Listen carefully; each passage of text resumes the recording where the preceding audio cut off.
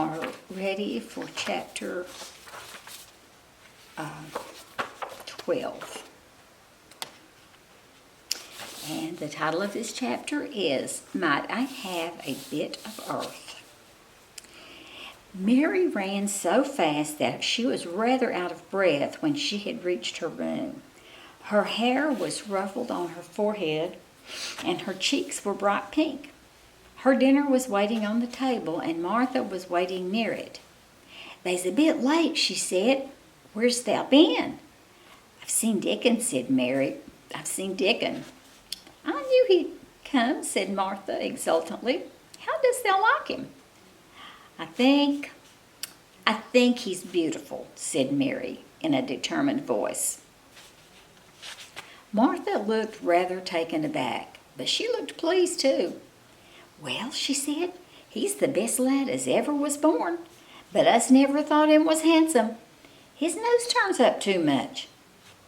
"I like it to turn up," said Mary. "And his eyes is so round," said Martha, a trifle doubtful, "though they're a nice color." "I like them round," said Mary, "and they are exactly the color of the sky over the moor." Martha beamed with satisfaction. "Mother says he made 'em that color with always looking up at the birds and the clouds. But he has got a big mouth, hasn't he now?" "I love his big mouth," said Mary obstinately. "I wish mine were just like it." Martha chuckled delightedly. "It'll look rare and funny in that bit of a face," she said, "but I knowed it would be that way when thou saw him. How did thou like the seeds and the garden tools?" "How did you know he brought them?" asked Mary. I never thought of him not bringing 'em. He'd be sure to bring 'em if they was in Yorkshire. He's such a trusty lad."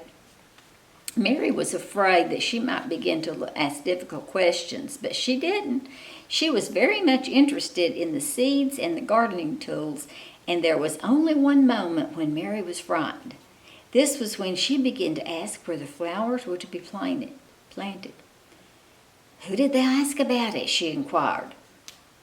I haven't asked anybody yet," said Mary, hesitating. "Well, I wouldn't ask the head gardener. He's too grand, Mr. Roach is." "I've never seen him," said Mary. "I've only seen under gardeners and Ben Weatherstaff." "If I was you, I'd ask Ben Weatherstaff," advised Martha. "He's not half as bad as he looks, for all he's so crabby. Mr. Craven lets him do what he likes, because he was here when Mrs. Craven was alive, and he used to make her laugh. She liked him. Perhaps he'd find you a corner somewhere out of the way." "If it was out of the way and no one wanted it, no one could mind my having it, could they?" Mary said anxiously. "There wouldn't be no reason," answered Martha. "You wouldn't do no harm." Mary ate her dinner as quickly as she could, and when she rose from the table, she was going to run to her room to put her hat on again, but Martha stopped her. "I've got something to tell you," she said. "I thought I'd let you eat your dinner first. Mr. Craven came back this morning, and I think he wants to see you." Mary turned quite pale. "Oh," she said. Why? He didn't want to see me when I came. I heard Pitcher say that he didn't." "Well," explained Martha, "Mrs. Medlock says it's because of Mother. She was walking to Thwaite Village, and she met him. She had never spoke to him before, but Mrs. Craven had been to our cottage 2 or 3 times. He'd forgot, but Mother hadn't, and she made bold to stop him. I don't know what she said to him about you, but she said something has put him in the mind to see you before he goes away again tomorrow." "Oh," cried Mary, "is he going away? I'm so glad."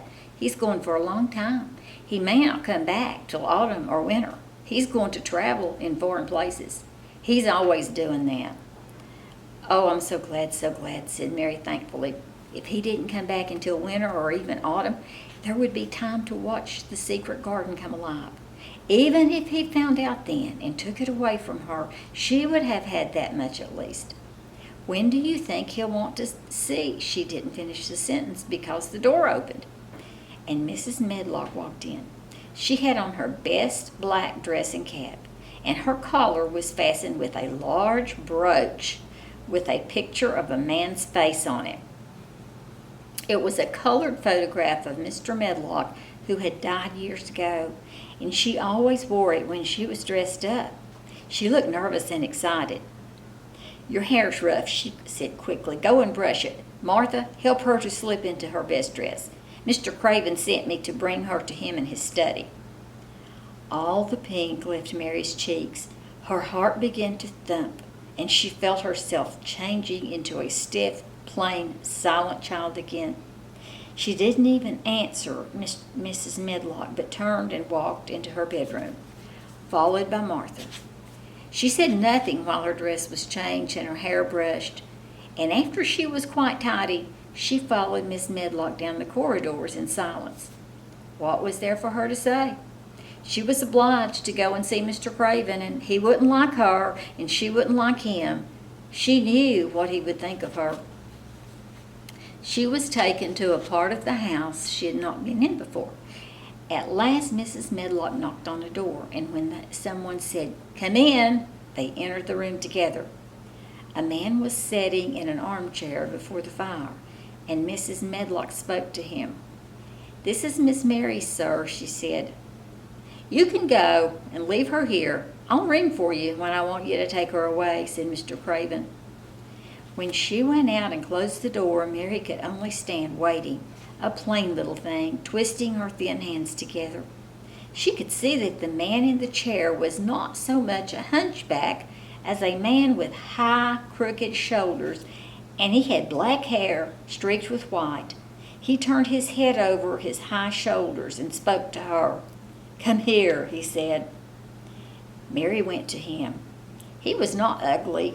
His face would have been handsome if it hadn't been so miserable. He looked as if the sight of her worried and fretted him, and as if he didn't know what in the world to do with her. "Are you well?" he asked. "Yes," answered Mary. "Do they take good care of you?" "Yes." He rubbed his forehead fretfully as he looked her over.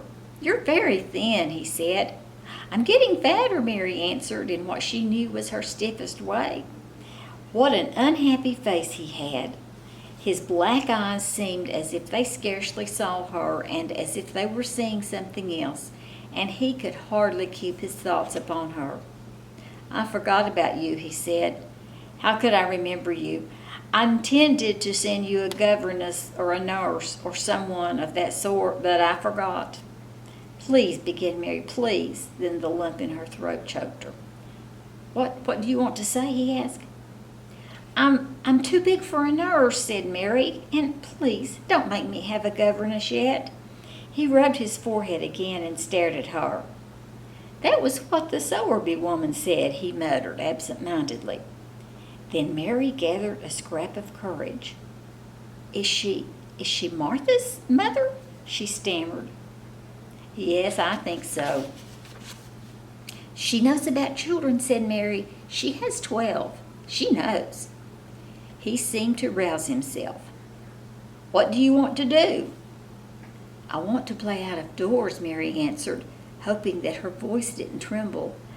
"I never liked it in India, but it makes me hungry here, and I'm getting fatter." He was watching her. "Mrs. Sowerby said it would do you good. Perhaps it will. She thought you'd better get stronger before you had a governess." "It makes me feel strong when I play and the wind comes over the moor," argued Mary. "Where do you play?" he asked next. "Oh, everywhere," gasped Mary. "Martha's mother sent me a skipping rope. I skip and run, and I look about to see if things are beginning to stick up out of the earth. I don't do any harm." "Don't look so frightened," he said in a worried voice. "You couldn't do any harm. A child like you? You may do what you like." Mary put her hand up to her throat because she was afraid he might see the excited lump which she felt jump into it. She came a step nearer to him.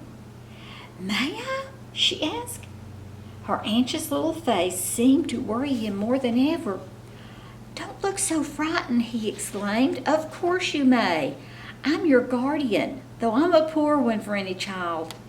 I can't give you time and attention. I'm too ill and wretched and distracted. But I wish you to be happy and comfortable. I don't know anything about children, but Mrs. Medlock is to see that you have all you need. I sent for you today because Miss Sowerby said I ought to see you. Her daughter had talked about you. She thought you needed fresh air and freedom and running about. She knows all about children, Mary said again, in spite of herself. She ought to, said Mr. Craven. I thought her rather bold to stop me on the moor, but she said, Mrs. Craven had been kind to her. It seemed hard for him to speak of his dead wife. She's a respectable woman. Now I've seen you, I think she said sensible things. Play out of doors as much as you like. It's a big place. You go where you like and amuse yourself as you like. Is there anything you want? As if a sudden thought had struck him. Do you want toys, books, dolls? Might I, quavered Mary, might I have a bit of earth? In her eagerness, she didn't realize how strange the words would sound and that they were not the ones she had meant to say. Mr. Craven looked quite startled. Earth, he repeated. What do you mean? To plant seeds in, to make things grow, to see them come alive, Mary faltered. He gazed at her a moment and then passed his hand quickly over his eyes. Do you care about gardens so much? He said slowly. I didn't know about them in India, said Mary.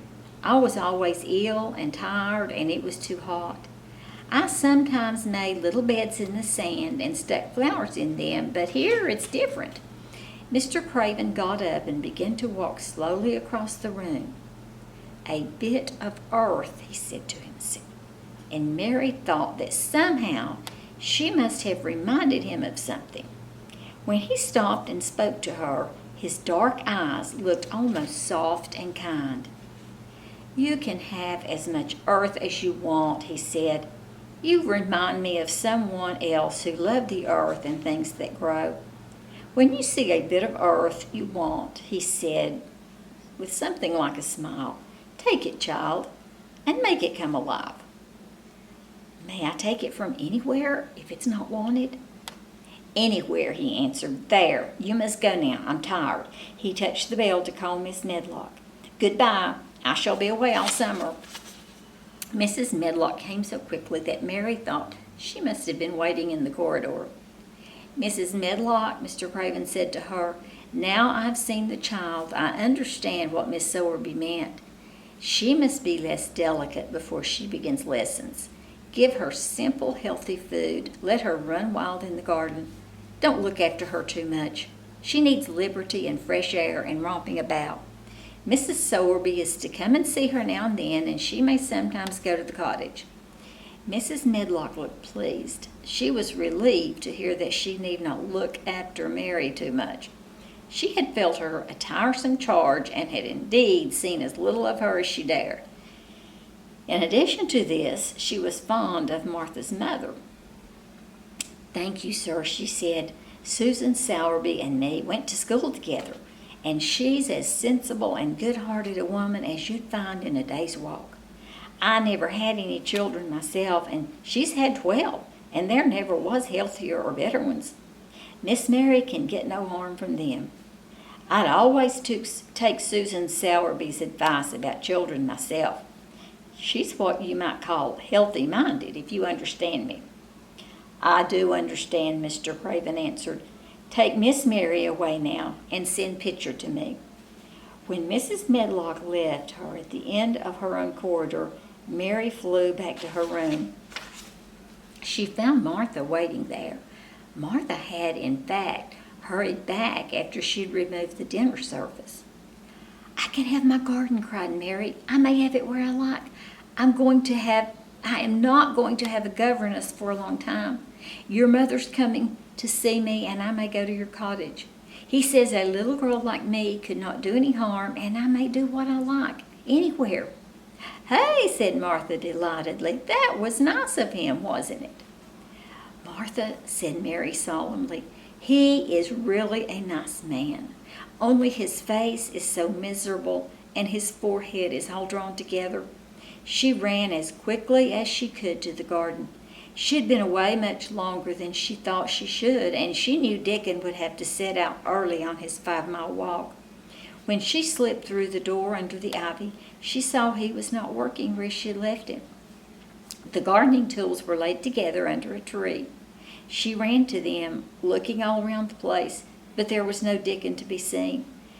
He had gone away, and the secret garden was empty, except for the robin who had just flown across the wall and sat on a standard rose bush watching her. "He's gone," she said woefully. "Oh, was he only a wood fairy?" Something white fastened to the rose bush caught her eye. It was a piece of paper. In fact, it was a piece of the letter she had printed for Martha to send to Dickon. It was fastened on the bush with a long thorn, and in a minute she knew Dickon had left it there. There was some roughly printed letters on it, and a sort of picture. At first she couldn't tell what it was. Then she saw it was meant for a nest with a bird sitting on it. Underneath were the printed letters, and they said, "I will come back." That's the end of chapter 12.